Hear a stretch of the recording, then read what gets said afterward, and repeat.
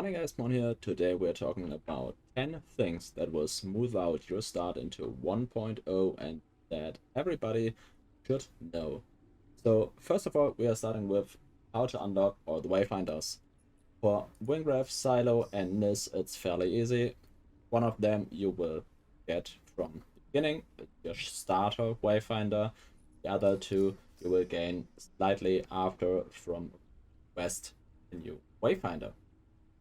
Iros is found in the Gloom chest inside of Gloom dungeons. You will have to do a few, sometimes he spawns very quickly, sometimes it takes a while, but generally just open dungeons or open Gloom chests inside of Gloom dungeons and you will get him eventually. Senja is from Deceiver type enemies. You can either kill Deceiver chests inside dungeons or do the Deceiver boss later on and kill the Mythics there. For Venomous, you have to kill 9 more. It's the Island world boss. Just do it once. If you want to unlock her early, do it on a low difficulty, so the boss is fairly easy. Grendel. Grendel is found in the Bloodspawn hunt. Just do the boss once, unlock Grendel, fun. Then we've got Laura. Laura will be unlocked in the Trial of Lingering Light dungeon, or boss fight, actually. Second. How do stats work and what do they scale, or this just the damage stats? Weapon power increases all attacks of characters, so it's just all the light or heavy attacks. Ability power scales all abilities. There is no exceptions. All of these scale with just that. So all attacks, weapon power, all spells, ability power. The only things that scales with both is the weapon ability every weapon has. All of these scale with 50% ability power, 50% weapon power.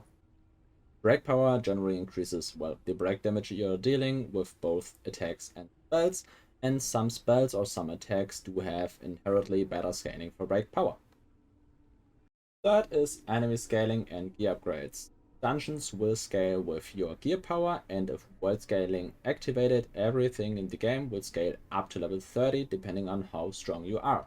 So when you equip better items, more echoes, stronger echoes, get your character to a higher level, you will get better gear. So always trying to have accessory of the highest tier currently available to you. If the stats are somewhat matching, you should use those over weaker ones due to enemies scaling higher and you're getting better gear faster, which accelerates itself.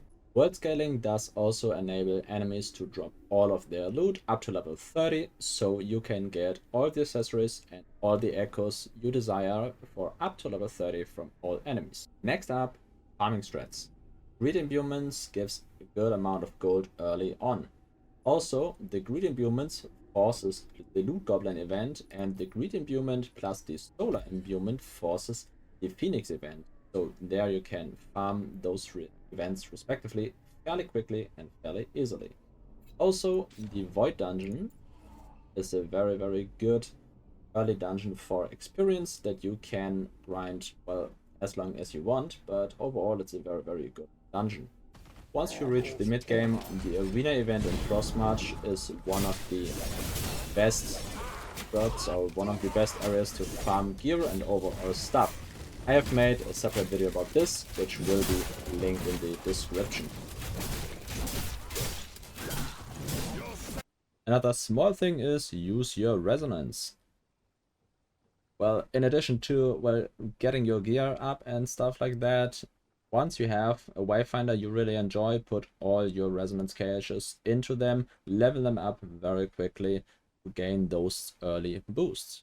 Another small thing is gaining skill points and stuff before you actually unlock the mechanic, because there's a talent tree and stuff like that, but you will gain points for the talent tree before you unlock the talent tree, so it can be quite confusing. But just don't look for the talent tree. You will notice when you have it here in the character overview. So when you read, oh, I've got a talent point, where do I put it? I have no idea. Just wait, you'll get it sooner than later. Next thing is respecking. On any page of this, you can respec with X, and this does barely cost anything. Mostly it does cost nothing at all, but for affinities it does cost some gold, but overall a very manageable amount. So whenever you feel like, well, I want to do it a little bit different, just Respec, you can do it at any time. Overall, do it whenever you feel like. Abilities, affinities, talents, just all of them. Just Respec all the time whenever you feel like you do something different. Another thing about options, you might have seen the difficulty scaling here. It goes from story over normal over challenging up to heroic, and at some point there will be another difficulty, but currently these four, they do currently only will serve a personal challenging purpose. They do not change the loot at all. So when you feel like I want to have quite the challenge, go for heroic, and when you are like, well, I just want to run through the enemies and grind some loot out, put it in story, just farm loot quickly. And then when you just feel like, okay, I want to play a normal, just have fun, have some fun, I can't talk today, then put it normal, put it challenging, wherever you feel comfortable with. Second last thing, affinities. Affinities do scale all of your gear. So you do not only gain the perks when putting points into the affinities, and you should always check what these do, because these can quite heavily change how your character plays, because they give very, very strong bonuses.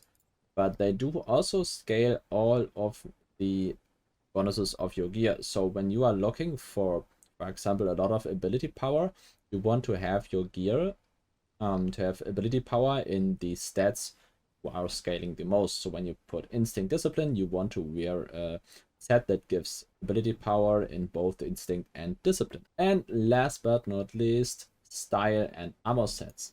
Armor sets do give bonuses, and you can mix and match these because there is no set bonus in place. So always pick the ones that give the best bonuses for your character.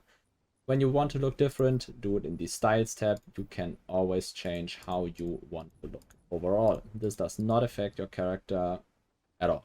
So yeah, look how you want to look.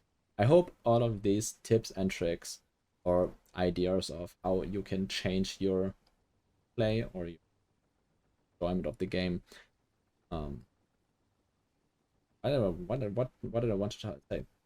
Hope all of this was helpful. So thanks for watching.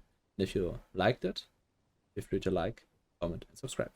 So on to the next one. See you there.